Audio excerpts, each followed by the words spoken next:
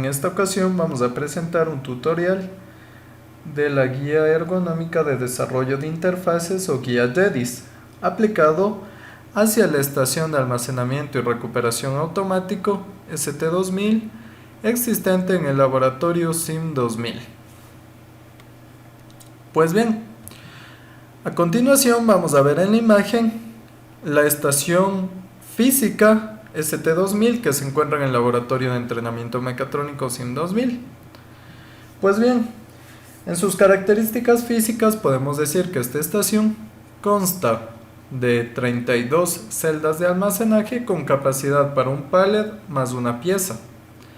Además de que tiene un buffer de almacenamiento temporal y maneja dos manipuladores. El uno es un manipulador cilíndrico de características neumáticas, mientras que el otro es un manipulador cartesiano de características mixtas.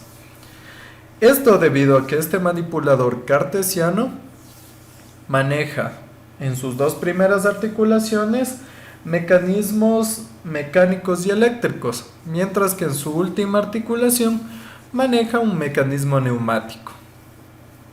Adicional a esto, la estación cuenta con un PLC o controlador lógico programable Compact Logix y un panel de estados donde nos indica cuál es el estado de la estación.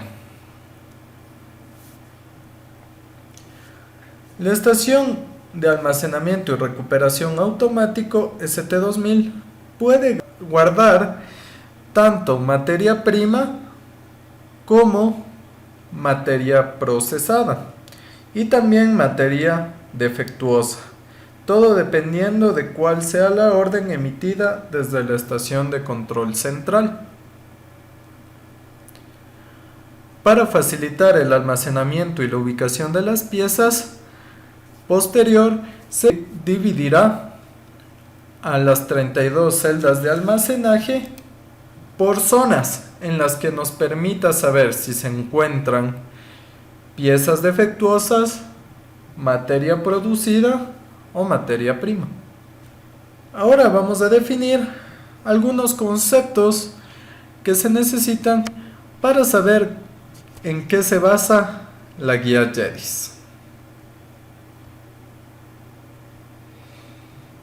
Pues bien, la guía ergonómica de diseño de interfaces de supervisión JEDIS ofrece un método de diseño especializado en sistemas de control supervisor industrial basado en niveles donde se van concretando los diseños de distintos tipos de pantallas y contenidos.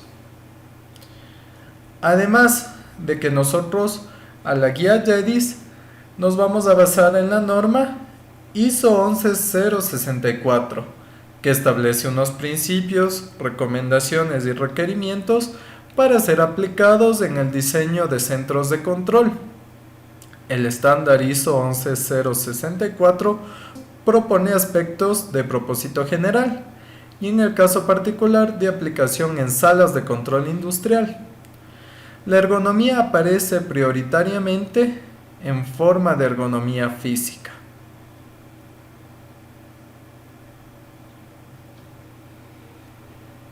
Pues bien, para nosotros definir, vamos a tener varios aspectos en los cuales debemos regirnos para poder diseñar nuestras interfaces.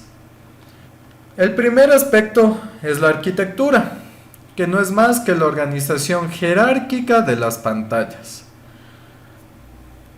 Tenemos la distribución de pantallas, en donde se van a indicar los tipos de pantallas y cómo se encuentran organizadas en sí mismas. Tenemos la navegación equilibrada en ancho y profundidad. Esto nos quiere decir que nosotros podemos navegar entre pantallas existentes de nuestra interfaz y con pantalla principal. El uso de color adecuado en el contexto tanto de fondos de pantalla como de color de letras. El uso de fuentes de información textual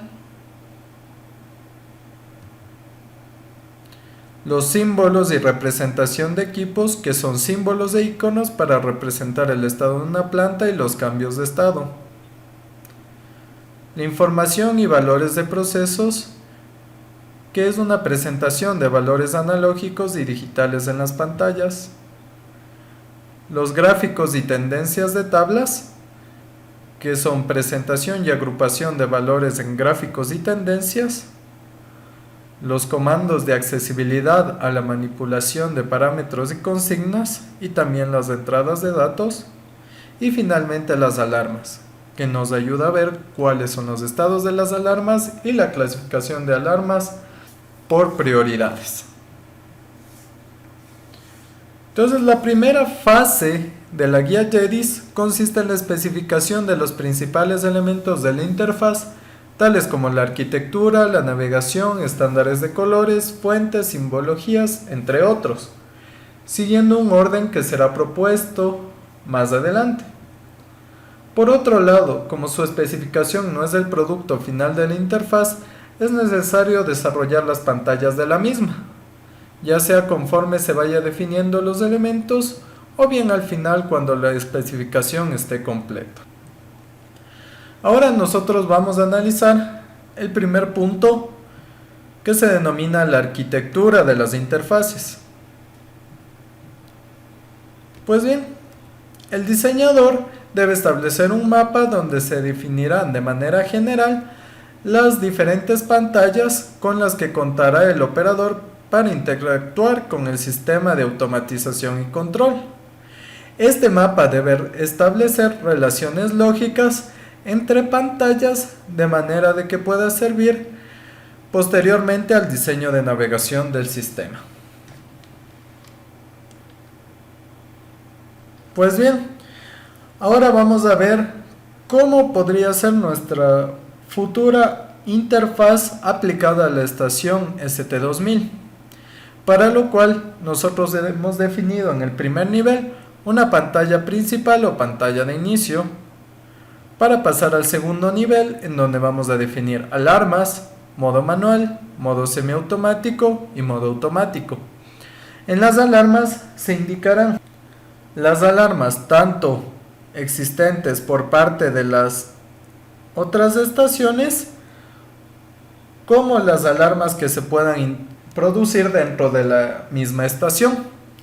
En el modo manual se podrá administrar o manejar los movimientos de los manipuladores, tanto cilíndrico como cartesiano, de manera manual, a través del movimiento de cada una de sus articulaciones. En modo semiautomático se aplicarán tareas para cada una de las partes de la estación, y en modo automático se establecerá un funcionamiento a través de una activación y una desactivación del modo automático.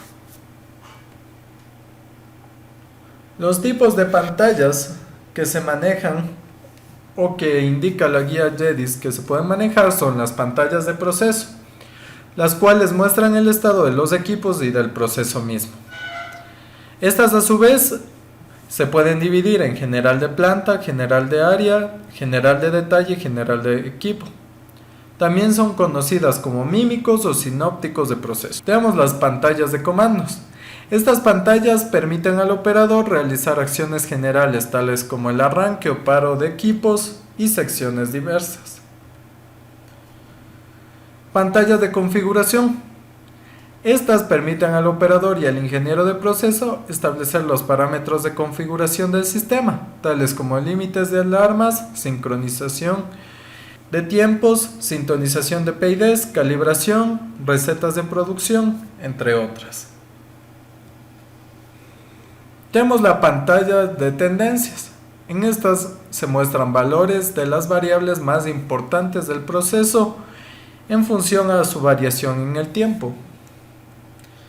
Y finalmente las pantallas de alarmas.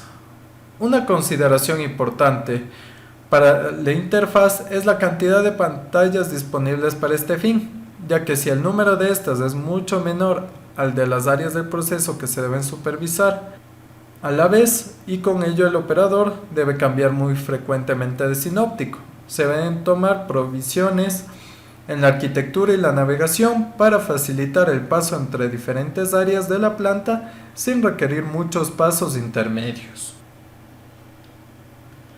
Vamos a pasar al siguiente punto, el cual es la distribución de pantallas. El segundo paso de la metodología JEDIS, o que nos plantea la guía JEDIS, es que se deben desarrollar plantillas que regirán el desarrollo de la interfaz. Como primera actividad, se debe definir totalmente la tipología de las pantallas, esto es, se deberá establecer cuántas clases de pantallas serán desarrolladas. Mientras menor sea el número, será mejor, ya que el operador podrá acceder de manera directa.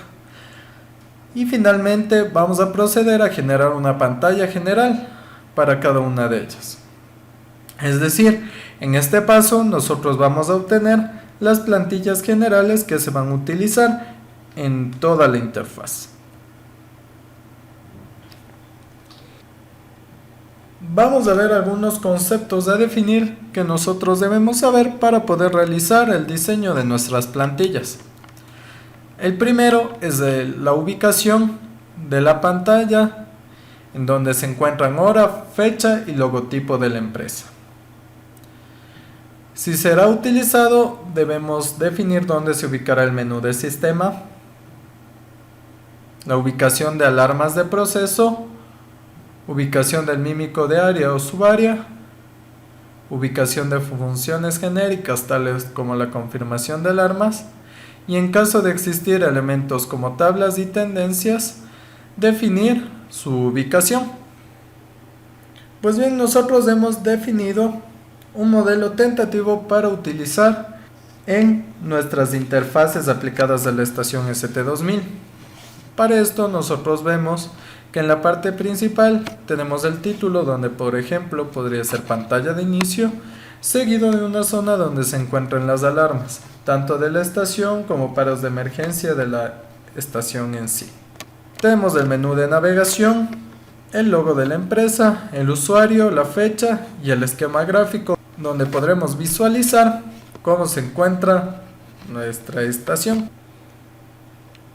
En cuanto a las pantallas de proceso, tenemos la distribución de título, alarmas, menú de navegación, logo y usuario y fecha, similares a la pantalla de inicio. La diferencia entre la del inicio y la de proceso es que nosotros tenemos un submenú asociado a la pantalla y un esquema gráfico. Este submenú asociado a la pantalla nos va a permitir manejar diferentes áreas de la estación, como por ejemplo manejar los manipuladores individualmente, es decir, manejar el manipulador cilíndrico o el manipulador cartesiano.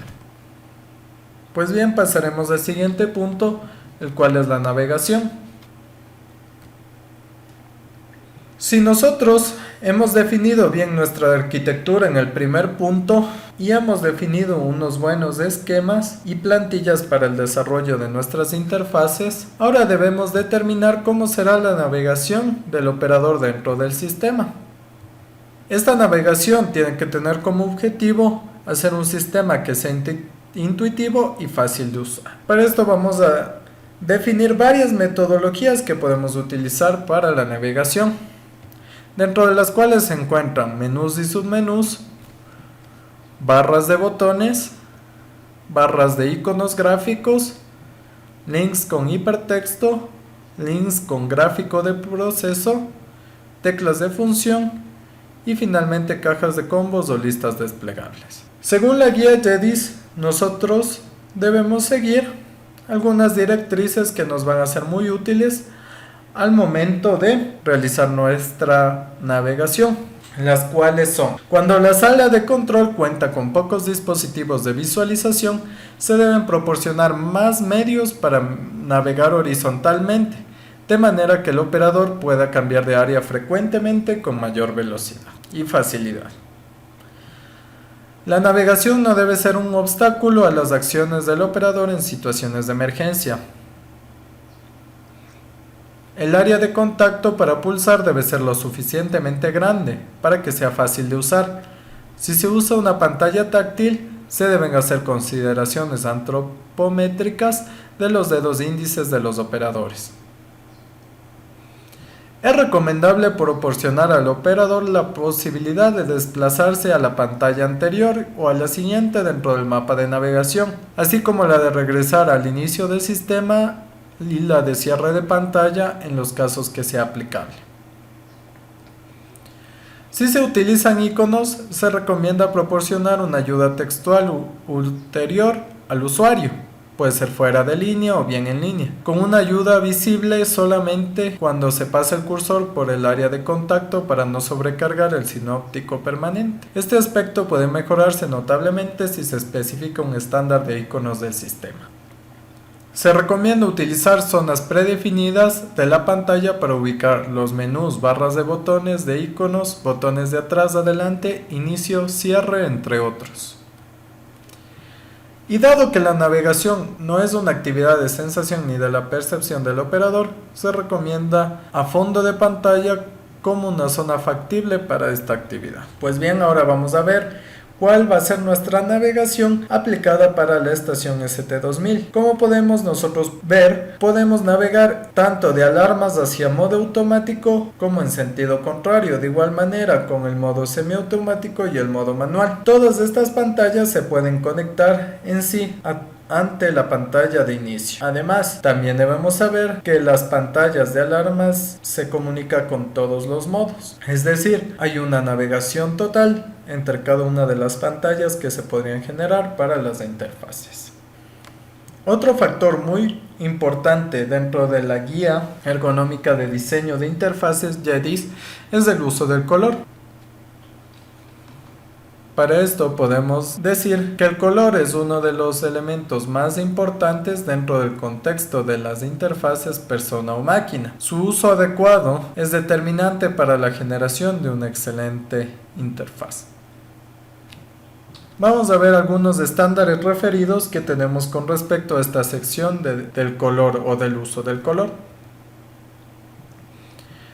El color para representar estatus de equipos de la planta puede ser marcha, paro, falla, manual, etc. Podemos definir un color de los principales materiales y fluidos del proceso, como pueden ser agua, aire, gases, materias primas, productos terminados, etc.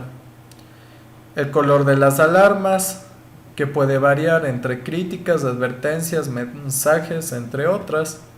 El color de texto en general, que pueden ser títulos o etiquetas. Los colores de fondo de pantalla, que pueden ser general, de detalle, entre otros.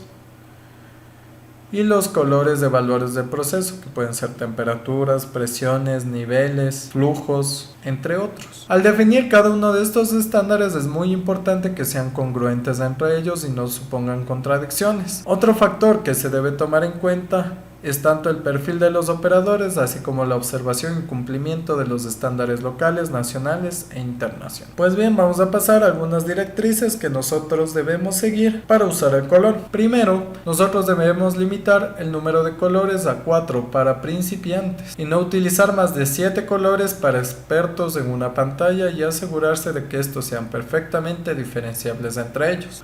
Cuando se combinen colores, se debe maximizar el contraste entre ellos. No utilizar combinaciones con contrastes incompatibles como rojo-azul, rojo-verde, azul-amarillo, amarillo-blanco, verde-azul.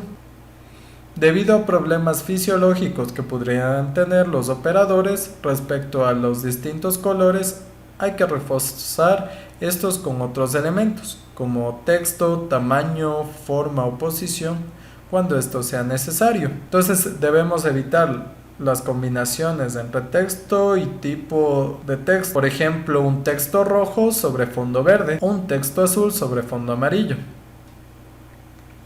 Usar el color blanco solo para información periférica. El color debe usarse para indicar calidad y no cantidad. Y para que el color sea visible se debe utilizar objetos de buen tamaño. Aquí tenemos los colores que nosotros vamos a utilizar o que nos recomienda utilizar la guía JEDIS, que son para sinópticos de área y subárea, el color arena, cuya matriz es 208, 204 y 191. Para el detalle de máquinas, verde oscuro, menús y análogas gris plata, tablas en sinópticos gris plata. En cuanto a para estatus de procesos, equipo parado blanco y equipo trabajando verde.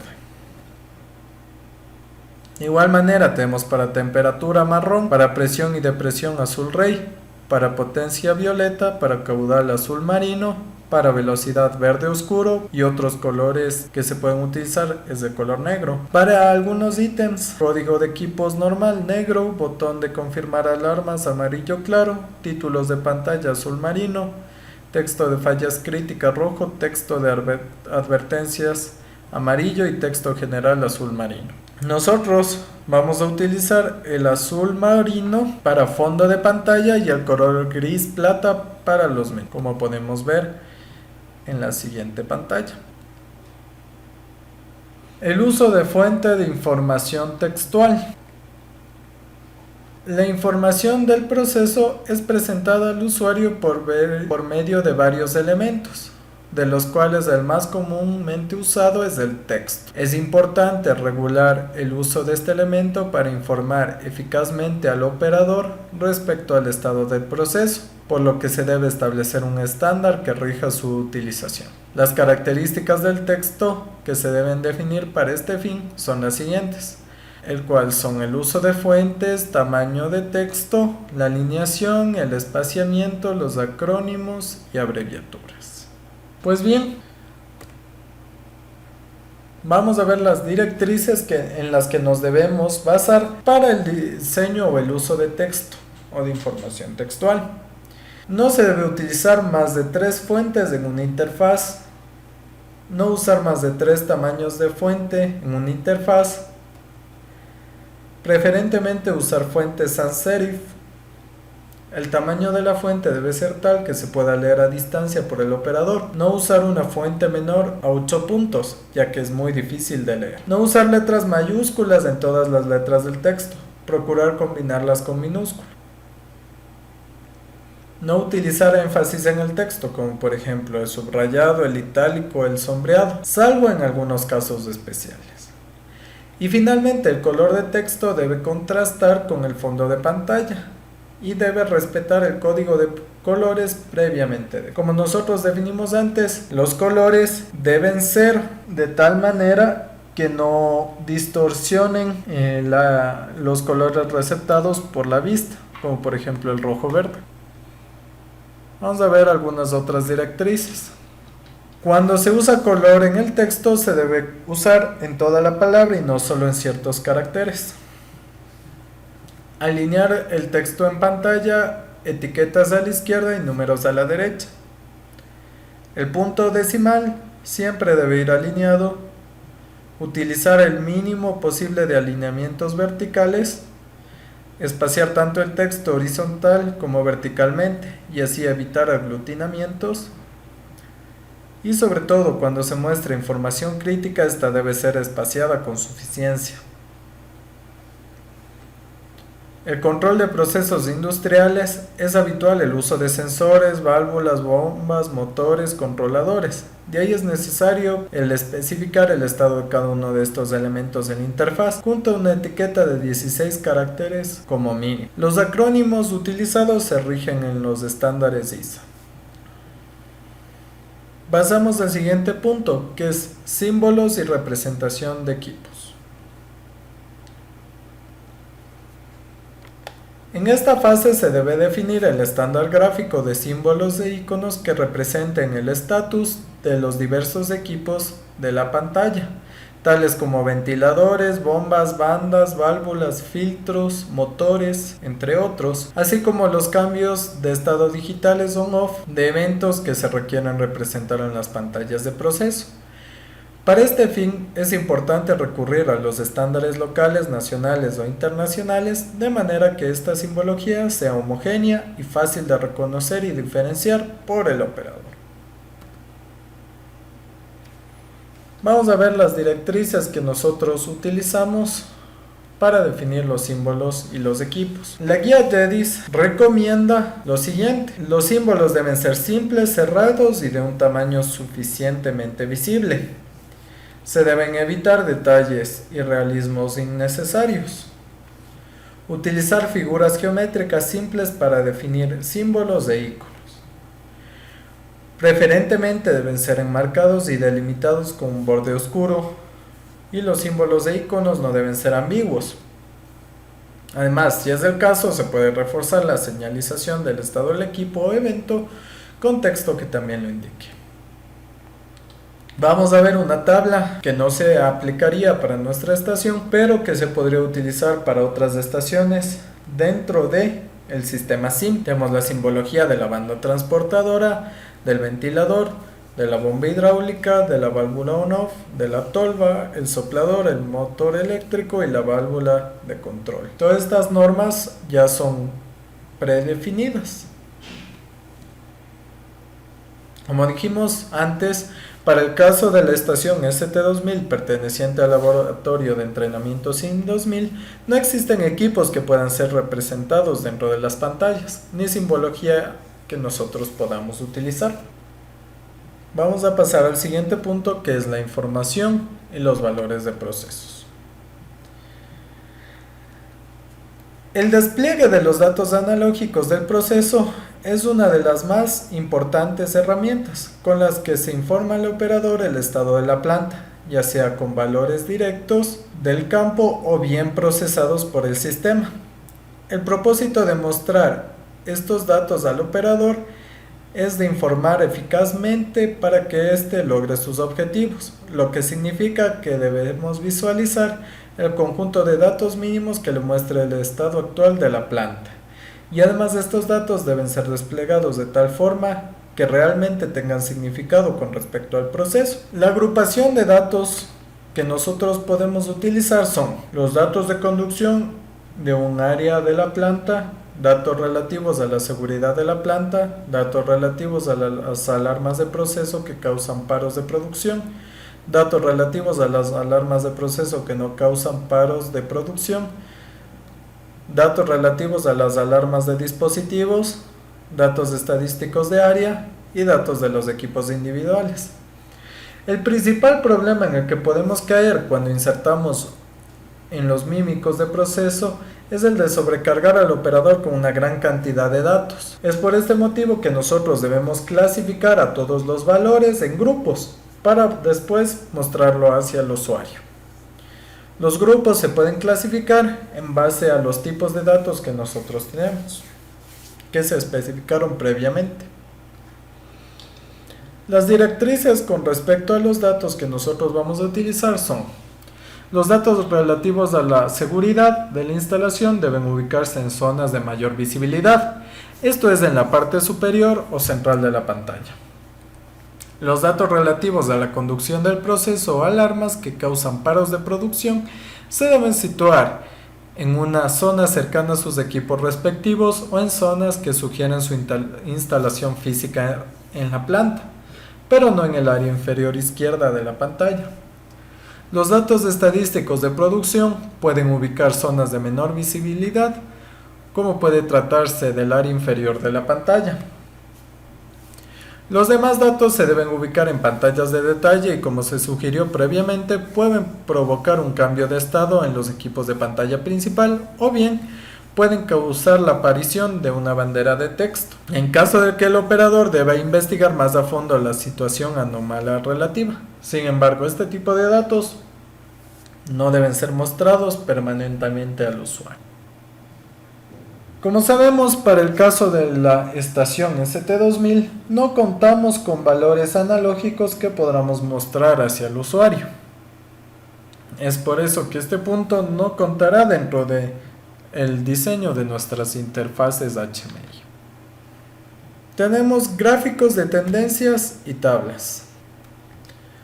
Los gráficos de tendencias y tablas son los principales medios de agrupamiento de las variables para crear esquemas informativos para el usuario. Para crear algunos grupos de valores que podrán componer diversos gráficos de tendencias, es recomendable partir de definirlos en la etapa anterior y de ahí depurarlos, ya sea uniendo varios grupos o bien creando nuevos. Este punto se basa en el punto anterior, en el cual nosotros definíamos qué tipos de datos pueden existir dentro de nuestras interfaces. Esto nos sirve para que nosotros podamos realizar gráficas o registros en tablas de los datos existentes en nuestras estaciones. Para esto nosotros vamos a seguir las siguientes directrices para los gráficos de tendencias. Y estas son: no poner más de 9 variables en una sola gráfica, diferenciar los datos con diferentes colores y tipos de línea, asegurarse que los rangos de gráficos sean adecuados para la operación, mostrar el mínimo y el máximo para cada variable, incrementar las escalas de abajo hacia arriba o de izquierda a derecha, usar una rejilla tenue o grid para ayudar al operador. Esas son las tendencias o las directrices que debemos utilizar para los gráficos. Ahora vamos para las tablas de datos. Es recomendable distinguir las tablas usando el color de fondo diverso al de pantalla. Para separar las celdas, usar una rejilla o grid tenue, pero distinguible para el usuario. Titular claramente la tabla, ordenar las filas y columnas de la tabla por alguno o algunos de los siguientes criterios, los cuales son: importancia, frecuencia de uso, función, tiempo o alfabéticamente. La ubicación de la tabla debe seguir los criterios de posicionamiento según la importancia de la información. Si la tabla debe contener una gran cantidad de renglones y columnas, es mejor dedicarle una pantalla de detalle en lugar de ponerla junto a los sinópticos de procesos. Para la estación ST2000 nosotros utilizaremos las tablas que nos permitirán verificar el registro de materias ingresadas hacia la estación y cuáles son las celdas que se encuentran libres. Comandos de entradas y de datos. En este paso se establece la intervención del operador al que suministra los datos del sistema de manera que éste se comporte de acuerdo a sus objetivos. Normalmente las operaciones que se efectúan son ejecutar comandos, seleccionar opciones, ingresar datos de consigna y parámetros del proceso, aparte del reconocimiento de alarmas. Las características principales que deben tener los comandos son su visibilidad y facilidad de operación. Para cumplir estos dos requisitos es imprescindible que su área de acción en la pantalla sea de buen tamaño, perfectamente etiquetada y por ello reconocible fácilmente por el usuario. Otra característica importante es la no modalidad de comandos, lo cual significa que se debe tener el mismo significado sin importar el estado actual del sistema. Y una característica clave de los comandos es el ingreso de datos por parte del operador, el cual es la retroalimentación, lo que implica que el usuario debe recibir una respuesta del sistema, positiva o negativa, inmediatamente después que ha efectuado una acción. Para esto nosotros vamos a definir los tipos de comandos que nosotros podemos tener, los cuales son los comandos de arranque y paro, tanto de áreas completas como de equipos individuales, confirmación de alarmas o ACKs, selección excluyente de una opción entre una o varias opciones, selección múltiple no excluyente y finalmente selección simple. Las directrices que nosotros vamos a utilizar para definir a los comandos son: los comandos deben ser claramente visibles para el operador, los comandos deben estar claramente etiquetados, el área de acción sobre el comando debe ser suficientemente grande como para que sea fácilmente operado, los diferentes tipos de comandos deben presentarse siempre con los mismos botones para que el operador identifique rápidamente. El operador debe ser retroalimentado inmediatamente después del resultado de su acción.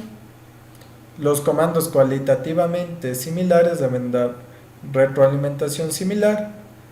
Y finalmente los comandos que activan una acción crítica o de riesgo deben estar claramente etiquetados y no deben estar cerca de los comandos de uso frecuente. Para lo cual nosotros vamos a utilizar para nuestra estación los siguientes comandos y entradas de datos. Para la navegación entre ventanas, nosotros vamos a utilizar el menú de navegación o los botones de navegación. Para el paro de emergencia vamos a utilizar un botón circular de color rojo. Y para la selección de modo manual o semiautomático o activaciones de los actuadores vamos a utilizar para apagado fondo gris y para encendido fondo verde. Las alarmas. Las alarmas, junto con la representación de los estatus de los equipos y de los valores analógicos del sistema, constituyen uno de los principales elementos con los que se forma al operador sobre su estado de la planta. Las alarmas son muy importantes ya que alertan al operador sobre las situaciones anómalas que se presentan en el proceso e implican una intervención de él. En el caso de que exista una situación informativa que no requiere una intervención del usuario, entonces será definido como un mensaje en vez de una alarma. Para esto nosotros tenemos la clasificación de alarmas por criticidad. Tenemos críticas, las cuales amenazan la seguridad de la planta y pueden implicar la detención de la producción. Las advertencias, las cuales se pueden convertir potencialmente en situaciones críticas después de un tiempo. Si el evento se originó, la advertencia continúa, empeorando el estado del equipo. Se puede considerar también una advertencia cuando se presenta una situación que afecta negativamente la condición óptima de la planta. Y finalmente los mensajes, que son eventos que conviene transmitir al operador, pero no representan una amenaza a la conducción del equipo o la producción de la seguridad de la planta. Finalmente, las directrices que vamos a utilizar para definir las alarmas son las siguientes. Los mensajes y las alarmas deben ser congruentes con los estándares de color, fuentes, texto, tamaño, espaciamiento y alineamiento predefinidos. Se debe evitar el exceso de alarmas y mensajes superfluos al operador. Y en cambio, para constatar el reconocimiento de la situación, el operador debe validar las alarmas críticas base K. El código de alarmas debe complementarse. Pues bien, esto ha sido todo en cuanto al desarrollo de las interfaces basados en las guías JEDIS aplicados a la estación de almacenamiento y recuperación automático ST2000. Esperamos que haya sido de su agrado. Gracias.